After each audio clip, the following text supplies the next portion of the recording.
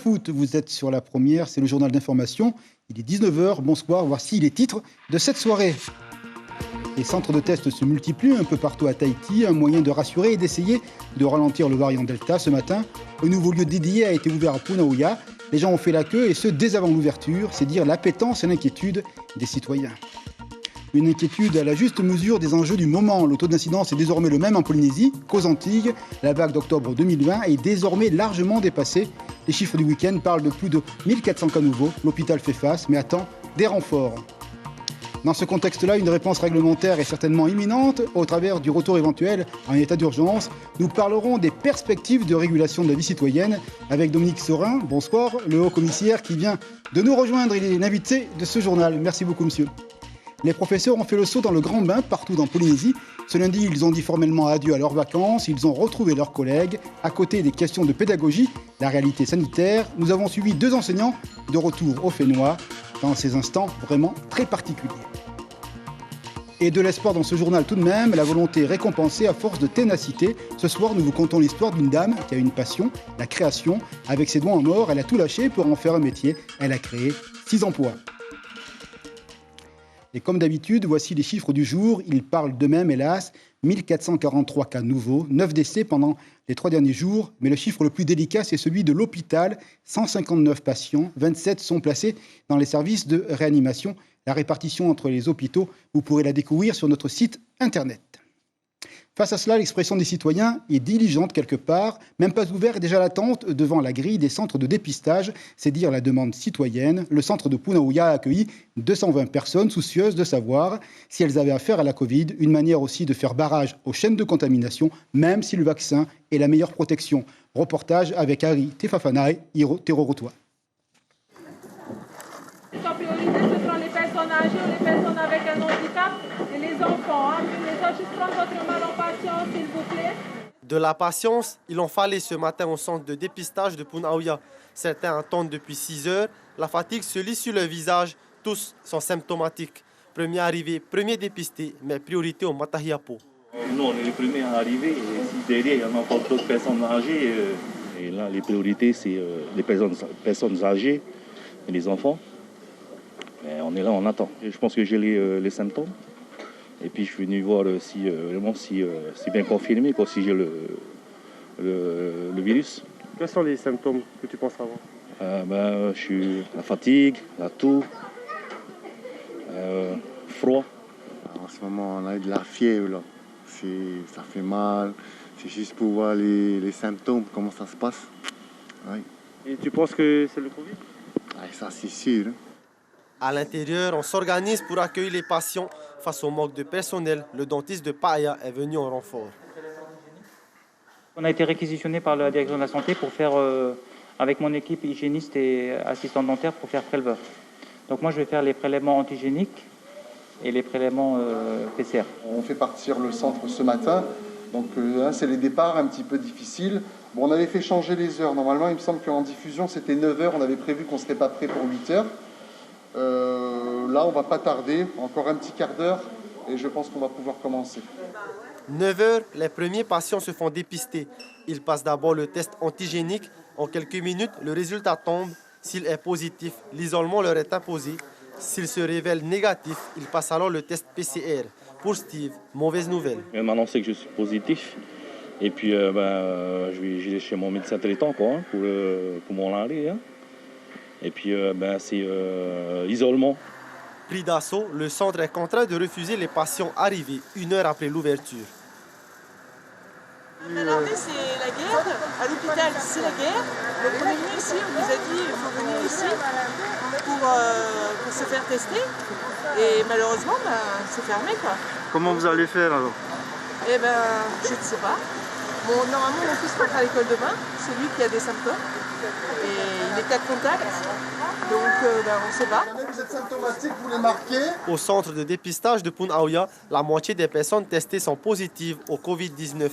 Il est ouvert tous les jours à partir de 8h. La course contre la montre, c'est évidemment pour les capacités hospitalières. C'est le nœud central de la problématique, les machines et les lits, mais aussi et surtout les hommes et les femmes qui font l'hôpital, car les malades nécessitent une présence continue. Tout le personnel est rentré, plus de vacances, vous le savez. Des renforts sont espérés du côté du Taonais. On écoute une syndicaliste, Mireille Duval. On est proche de l'hécatombe, il faut être réel, réaliste. Et là, ça a été le rush tout le week-end. Donc le personnel fait du mieux et essaye de répondre comme il faut à leur mission. Et je crois qu'il faut faire appel aussi à la population aujourd'hui. La réalité, ça va être quoi? C'est qu'on vient d'apprendre que la Guadeloupe a demandé de l'aide à la France. Et nous, on n'est pas certain d'avoir cette aide demain. Donc c'est incontrôlable. Voilà, le mot réel, c'est incontrôlable. Les textes sont là, on peut déjà mettre en place tout ça. Et la solution vient de notre président et de monsieur le haut-commissaire. Peut-être un couvre-feu, peut-être un confinement, mais je ne veux pas m'aventurer sur ça, parce que ça, c'est la décision de nos dirigeants. Avant de venir aux mesures, on va s'intéresser un petit peu au profil des malades. Aujourd'hui, le service réanimation de l'hôpital a dépassé ses capacités avec 27 patients. Le taux d'incidence en Polynésie, c'est-à-dire le nombre de personnes positives pour 100 000 habitants, dépasse désormais celui de la Martinique. Et la situation sanitaire est pire qu'à la première vague en octobre 2020. Alors, quel est le profil des personnes hospitalisées? Élément de réponse avec ce reportage de Lucille Guichet-Tirao. L'épidémie de variant Delta n'en finit plus de flamber. À ce jour, le virus circule sur 23 îles. Et le taux d'incidence, le nombre de personnes positives pour 100 000 habitants, atteint désormais le même niveau que la Guadeloupe ou la Martinique. 159 personnes sont actuellement hospitalisées, dont 27 en réanimation, 145 sur Tahiti, 4 sur Moorea et 10 sur Raiatea. Les personnes hospitalisées ont en moyenne 54 ans. Il s'agit de 54% d'hommes et 46% de femmes. Les vaccinés, proportionnellement moins représentés au sein de la population, sont aussi moins présents à l'hôpital. À peine 12% des personnes hospitalisées ont un schéma vaccinal complet. À ce jour, 21 personnes sont décédées de la vague Delta, âgées de 73 ans en moyenne, la majorité présentant des comorbidités. La deuxième vague Delta est désormais officiellement plus grave que l'épidémie d'octobre 2020. Et un rappel dans ce journal par rapport aux symptômes, vous allez le voir sur le tableau, fièvre, toux sèche, également fatigue et les symptômes plus graves, difficulté à respirer, souffle vraiment difficile et douleur au niveau de la poitrine. Alors vraiment là, dans ces moments-là, allez consulter l'hôpital ou bien votre médecin traitant. Partie invitée dans ce journal, un moment important vu la situation. Nous recevons donc Dominique Serin. Bonsoir monsieur le haut-commissaire, merci d'être là. J'ai envie de vous dire sans être dans l'emphase que ce soir la situation est grave. Oui, bonsoir. Bien sûr, la situation est grave, on le voit avec ces chiffres. Et surtout, il y a une accélération très forte. Vous l'avez dit tout à l'heure. Nous avions un taux d'incidence, c'est-à-dire le nombre de cas pour 100 000 habitants, qui était inférieur à 10 le 16 juillet. Le 23 juillet, on était à 16 en taux d'incidence. Et aujourd'hui, on est à plus de 1000. Donc, il y a une accélération très, très forte. Sa situation est grave, très grave, et peut se détériorer encore dans les jours qui viennent. Ça veut dire des mesures fortes immédiatement? Et ça signifie, nous avions déjà pris dès le 30 juillet un certain nombre de mesures. L'interdiction des rassemblements, pour simplifier, les grands rassemblements, plus un certain nombre également d'autres contraintes. Le 6 août, cela a été renforcé encore. Et cette semaine, mercredi à minuit, le couvre-feu entrera en vigueur. Couvre-feu de 21h à 4h du matin. Ce couvre-feu, je l'indique tout de suite, sera susceptible d'évoluer très, très, très rapidement en fonction du nombre de cas que nous constaterons. Et notamment le week-end, le dimanche, où il y a des rassemblements très importants, nous serons très certainement, si la situation perdurait, amenés à avoir des mesures de couvre-feu encore plus strictes. Donc ça évoluera et je souhaite également mettre en place d'autres mesures qui peuvent aller jusqu'à d'autres interdictions, comme les manifestations sportives, entre autres, pour essayer de lutter contre cette vague épidémique qui prend de l'accélération. Conclusion juridique, on est en situation d'urgence sanitaire dès mercredi soir. Vous avez l'aval de M. Castex. Mais le gouvernement va prendre un décret qui va reconnaître la Polynésie française en état d'urgence sanitaire. Et c'est ça qui va me permettre de mettre en place le couvre-feu. La question du confinement, est-ce que vous voulez être posée avec le pays? Oui, nous nous la posons avec le pays. Alors toutes ces mesures, c'est bien sûr, c'est main dans la main. C'est main dans la main avec le pays. Je tiens à le dire très nettement, parce que je sais qu'il y a eu un certain nombre d'interrogations sur le sujet. Nous travaillons main dans la main avec le pays. J'étais samedi matin avec le président Fritsch et ses équipes. et avec mes propres équipes, et nous travaillons ensemble, et on va continuer à travailler ensemble, bien évidemment. On va revenir sur la question, mais par rapport à la relation à l'extérieur, pas de confinement, les frontières restent ouvertes ou pas? Oui, les frontières restent ouvertes. Alors je reviens sur le confinement. Bien sûr, nous nous sommes posé cette question, et il n'est pas exclu qu'on aille vers le confinement. Vous l'avez vu, dans les départements antillais, les mesures de confinement ont été mises en œuvre. Donc nous allons voir si on peut faire face encore à cette vague, compte tenu des spécificités de la Polynésie française, mais rien n'est à exclure en la matière. Madame Duval, du syndicat Force ouvrière, demandait des renforts. Est-ce qu'il y a, des possibilités? On sait que des contacts ont été pris avec les voisins de Calédonie, peut-être les gens de Nouvelle-Zélande. Est-ce que vous avez ce soir des réponses à nous donner ou c'est encore un petit peu le flou? Non, je n'ai pas encore de réponse, et pour une raison. Le plan blanc qui a été activé ici a été activé en Corse, en région Provence-Côte d'Azur, en région Occitanie en métropole, c'est-à-dire sur une grande partie du territoire national, a été mise en place en Martinique, en Guadeloupe. Guadeloupe, le taux d'incidence est encore plus fort que chez nous ce soir.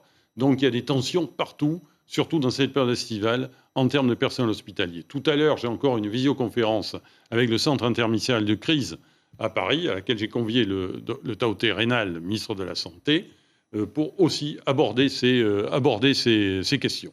Le confinement, ça sera vraiment la capacité de résistance de l'hôpital qui sera l'élément déclencheur? Oui, c'est ça l'élément déclencheur. Il y a un certain nombre, on l'avait dit, un certain nombre de paramètres dans l'évolution des mesures.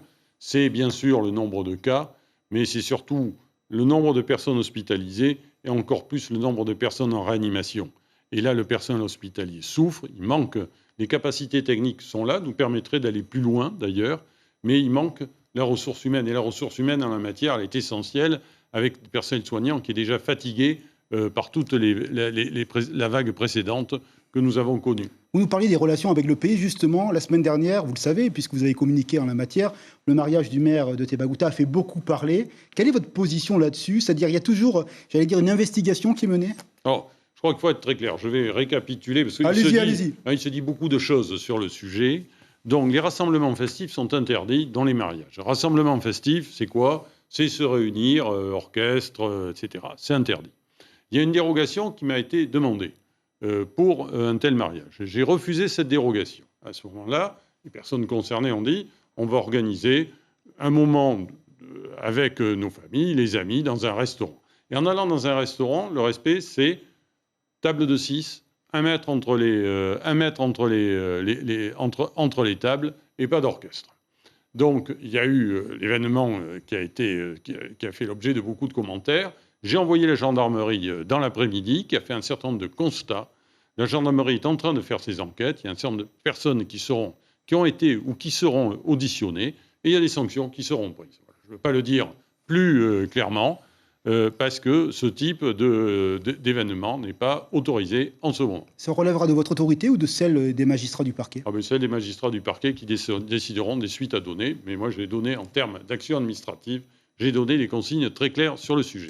Merci, on se retrouve dans quelques minutes pour continuer de parler de cette soirée de crise. Dans les îles, le vaccin, c'est une dose pour des questions de logistique et c'est aussi un monde d'interrogation. À Maupiti, le dispensaire accueille les volontaires à la vaccination, mais le sujet n'est pas résolu une fois énoncé. En fait, il y a les convaincus, puis les autres, ceux qui attendent ou qui craignent encore la seringue. Deux mondes côte à côte, reportage de notre correspondant Iti Manaki. Sur l'ensemble des habitants de l'île, seulement 35% d'entre eux se sont fait vacciner. Ici, il faut d'abord s'inscrire avant de passer à l'acte, éviter le gaspillage et assurer la commande de doses. Depuis le début de la première campagne, en mars dernier, la population est toujours divisée sur le bon réflexe sanitaire à prendre. Parce qu'ils n'ont pas confiance au vaccin. Il y en a d'autres qui disent que ça va empirer la santé. Au début de la campagne, ça a été un peu difficile d'avoir insensibilisé tout le monde pour venir se vacciner. Mais vu l'augmentation du Covid en ce moment, là maintenant les gens ils viennent en masse pour se vacciner. Comme tout le monde le voit, tout le monde est sur les réseaux sociaux, alors ça dit n'importe quoi sur les réseaux sociaux. Alors tout le monde croit plus les réseaux sociaux que les tautés, quoi. Voilà. Montrer l'exemple comme cet adolescent de 14 ans venu avec son père. Cela reste l'exception. Les jeunes majoritaires dans la population sont les plus difficiles à convaincre. Au contraire, les 30-60 ans et surtout ceux qui ont un emploi font grimper les statistiques. Vous voulez qu'on avait encore un peu peur. On a tous peur en fait naturellement du vaccin. Depuis petit, on a peur de la piqûre. Hein. Mais après, c'est qu'aujourd'hui, avec la conjoncture actuelle, là, le Covid là, qui touche toute la planète, ben, forcément, ça nous fait de plus en plus peur. Hein. Et puis, bon, le vaccin, c'est un moyen de prévention. Donc, on se dit qu'au final, ça peut nous aider à mieux nous protéger les autres, surtout la famille. Hein. Donc, voilà, on fait ce petit sacrifice-là, la petite piqûre, et puis la santé. Les guides sanitaires sont omniprésents sur l'île, au Pénou, au village, sur le quai, à tous les départs et arrivées pour que les gestes barrières soient respectés. Voilà, monsieur le commissaire, la vaccination, c'est vraiment une bataille, elle est centrale dans votre message en tant qu'autorité. Hein. Oui, la vaccination, c'est essentiel. Enfin, cela a été dit, dans les personnes qui sont... Il y a eu 5 personnes qui sont décédées dans la journée, là. Aucune n'était vaccinée. On a, cela a été dit aussi, 90% des personnes en réanimation ne sont pas vaccinées. Et lorsqu'on est vacciné, on peut bien sûr être porteur du virus, mais dans des formes beaucoup moins fortes que si on n'était pas vacciné. Donc il n'y a pas d'autre solution. Si on veut se protéger, gagner, éviter ces drames humains, mais il faut se faire vacciner. Le président de la République l'avait dit récemment, quand il est venu ici, il n'y a pas d'autre formule. Et je l'ai dit encore récemment, c'est respecter les soignants, c'est respecter l'ensemble de la population, c'est éviter qu'il y ait tous ces drames. Une étude de l'Institut Pasteur, évidemment un élément central dans la pensée au lieu des vaccins, dit qu'on transmet 12 fois moins le virus lorsqu'on est vacciné. Est-ce que les fonctionnaires d'État qui arrivent sont vraiment exemplaires? On nous dit que 90% des enseignants qui arrivent sur le territoire sont vaccinés. Ce sont des chiffres que vous avez également, vous? Absolument. J'ai fait un suivi de tous les fonctionnaires qui sont arrivés, parce que c'était un sujet, l'arrivée des fonctionnaires, qui étaient porteurs du virus.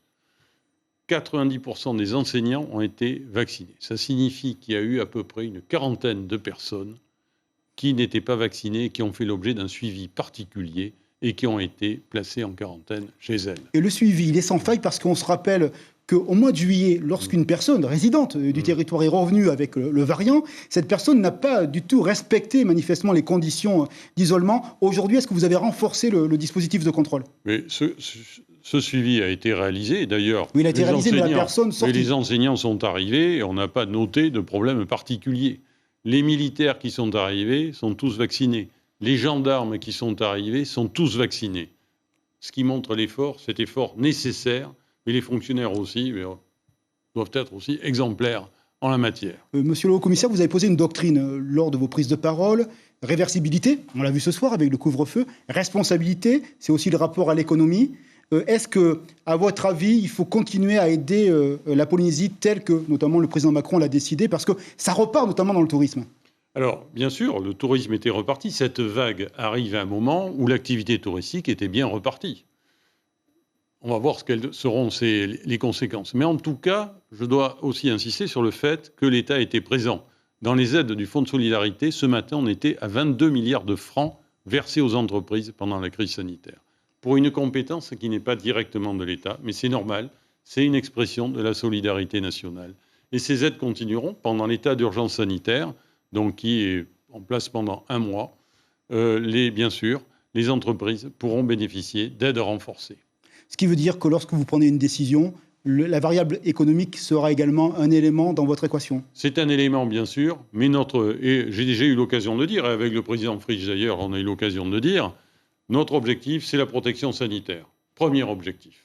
Bien évidemment, il faut tenir compte des aspects économiques, et notamment de la relance, ce qu'on a fait à plusieurs reprises. Mais là, on est dans une crise très très sévère, avec des dispositifs qui vont évoluer certainement très rapidement, parce que ça va continuer. Dernière question sur la rentrée scolaire. Ce n'est pas la compétence de l'État. Est-ce que vous pensez que le Vademecum, l'organisation qui est pensée, est une organisation qui va permettre de faire face éventuellement? Parce qu'il y a beaucoup de mouvements de jeunes gens, notamment dans les archipels, et on ne sait pas du tout ce qui peut se passer. Oui, c'était notre préoccupation d'ailleurs. J'ai eu l'occasion d'échanger avec la ministre, avec le président Fritsch et avec la ministre de l'Éducation samedi dernier. On avait des préoccupations notamment sur les internats. Parce que qui dit mouvement, internat, ça pose le problème de personnes qui sont des jeunes et aussi de leurs contacts, qui sont dispersés dans les archipels, et se pose la question des évacuations sanitaires dans ces cas-là. Donc il faut être très prudent en la matière. On va voir très rapidement quels sont les effets au travers des tests nombreux qui sont pratiqués, mais c'est un de nos points de vigilance. Dernier mot pour la population ce soir, c'est vigilance, gestes barrières et vaccins. C'est le message de l'État? C'est un vaccin. Ça, c'est vraiment... Je dois insister, bien sûr. on est libre de ne pas se faire vacciner aujourd'hui. Il n'y a pas d'obligation à ce jour, même s'il y a des textes en cours de préparation sur la vaccination du personnel médical et sur les sapeurs-pompiers. Mais c'est la vaccination. C'est ça la meilleure protection. Il y a 4 milliards de personnes qui se sont fait vacciner dans le monde entier. Il faut continuer, il n'y a pas d'autre solution. Et bien sûr, les gestes barrières. Les gestes barrières, le port du masque, se laver les mains, éviter les embrassades, éviter les grands attroupements. C'est une question de responsabilité individuelle aussi.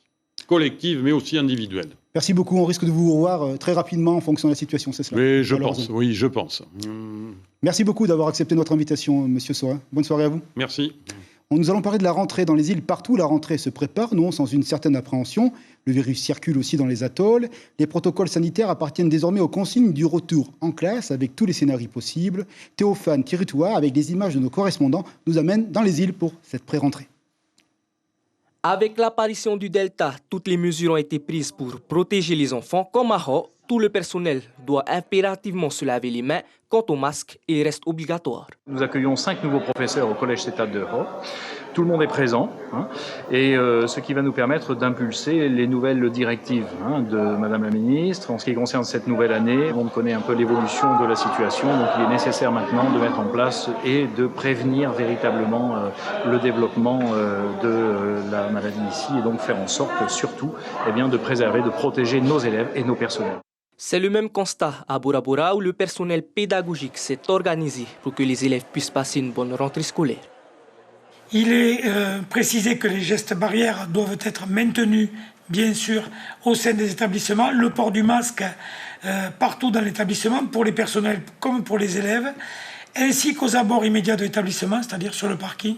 La nouvelle école de Reivava est enfin prête pour accueillir tous les élèves de classe de SP jusqu'à la 6e. Au total, ce sont 107 enfants des communes de Reirua, d'Anatonu, de Veiourou et de Mahanatoa qui feront leur entrée cette année. Tout est regroupé sur Mahanato, dans l'ancienne école de l'île. Donc on a fait tout le déménagement pendant cette période de vacances. Donc toutes les élèves, toutes les classes, de la maternelle jusqu'à la 6e, seront intégrées dans le nouveau bâtiment propre, bien à accueillir tous nos enfants. Et également la cantine sera sur place. Donc tout est centralisé à Hatetrago Mahanato. Demain, ce sont les classes du premier et du second degré qui retrouveront leurs professeurs. Pour les étudiants, elle se fera le 23 août. Et des petits nouveaux curieux de voir les locaux, les visages de leurs collègues. La pré-rentrée, c'est aussi celle des enseignants. C'est cela, la découverte d'un nouvel environnement de travail et des projets pédagogiques. Nous étions à Tarabao. Nicolas Suire, avec Marcel Bonneau, a rencontré de nouveaux professeurs heureux de revenir ici en Polynésie française, y compris malgré la situation sanitaire. Reportage.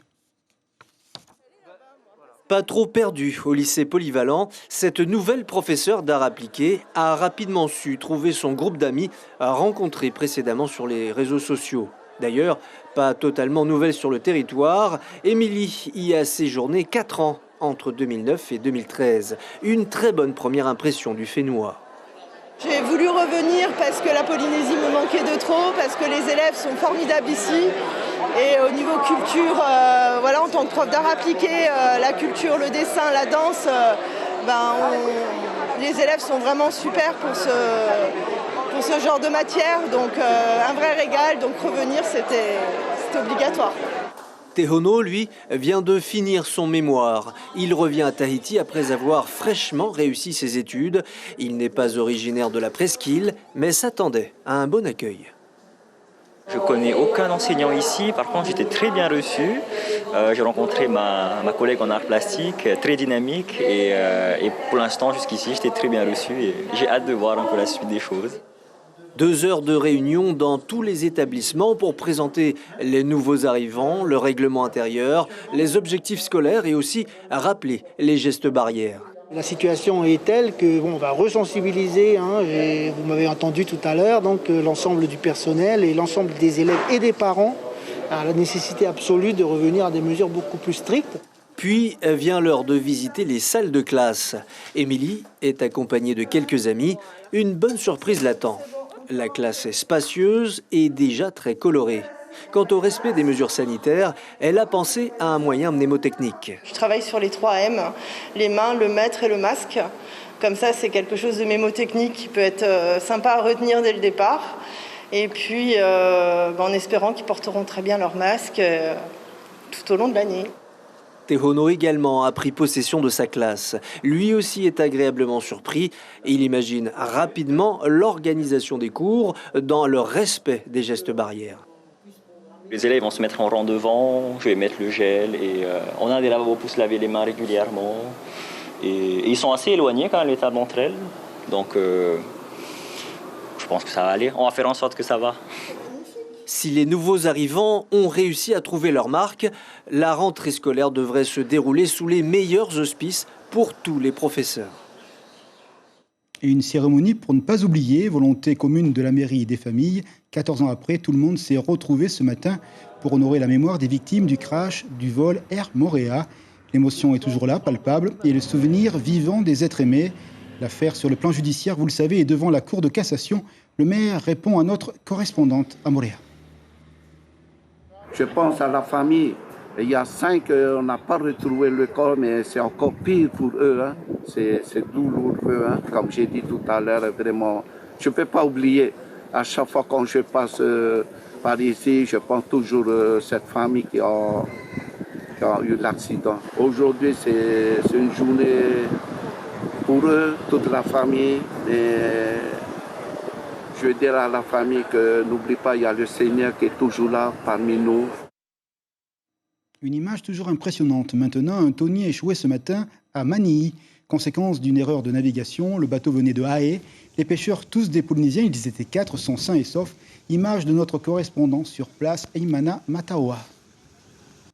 Marie Ayou a été mise en terre, entourée par l'affection des siens. Elle repose au cimetière chinois d'Arouet. Elle a reçu les sacrements de l'église au cours d'une messe qui s'est tenue ce matin à l'église Saint-Étienne de Punauia. Image de Patrick Tinsing pour cet adieu à cette grande dame du Fénois.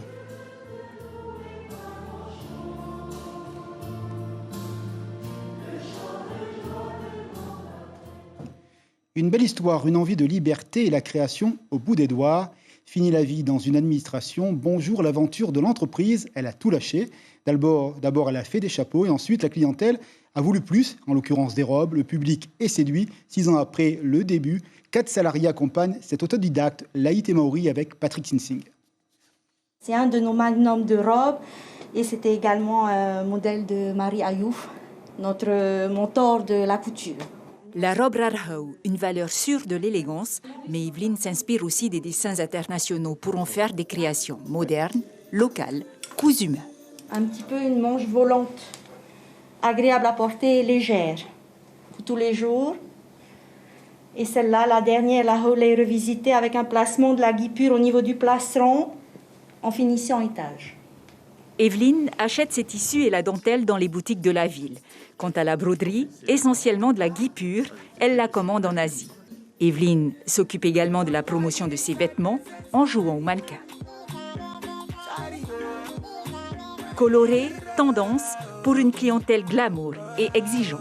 On est présent sur les réseaux sociaux en général et après c'est le bouche à oreille aussi qui fonctionne et également les avis de nos clientes. Après, on se donne par mois, plusieurs modèles à créer par mois, voire tous les 15 jours en fonction de l'activité même de la boutique.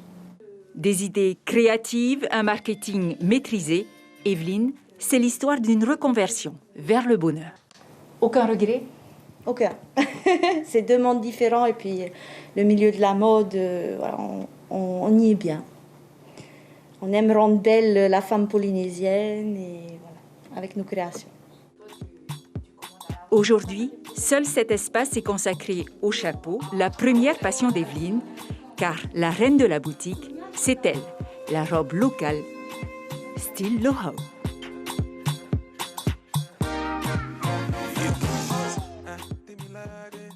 Des couleurs pour donner du sourire dans cette soirée très difficile. Nous allons vous rappeler l'information principale de la soirée, 19h passées de 29 minutes. Vous l'avez entendu dans ce journal, le haut-commissaire décrète à partir de mercredi un couvre-feu pour l'ensemble des territoires de la Polynésie, donc à partir de 21h jusqu'à 4h du matin.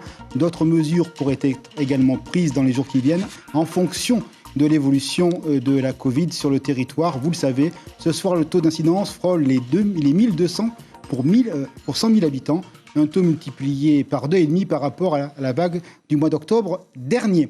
Nous allons regarder les programmes de la soirée sur les écrans de la première. Il y aura beaucoup d'actions avec 2 feuilletons de la série Meurtre au paradis et ensuite également une série américaine, Shooter, saison 3 sur la première. Merci d'avoir été fidèle au Journal français. Demain matin, Réveil Radio avec Carlos Natua et Ibrahim Ahmedazi. Demain soir, 19h, vous le savez, le Journal en français. Que la nuit porte espérance. À demain soir.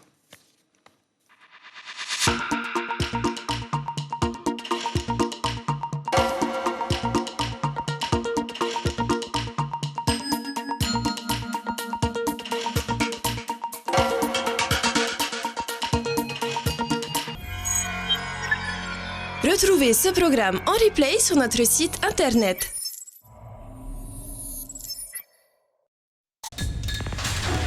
L'information en continu sur Polynésie la première, internet et réseaux sociaux.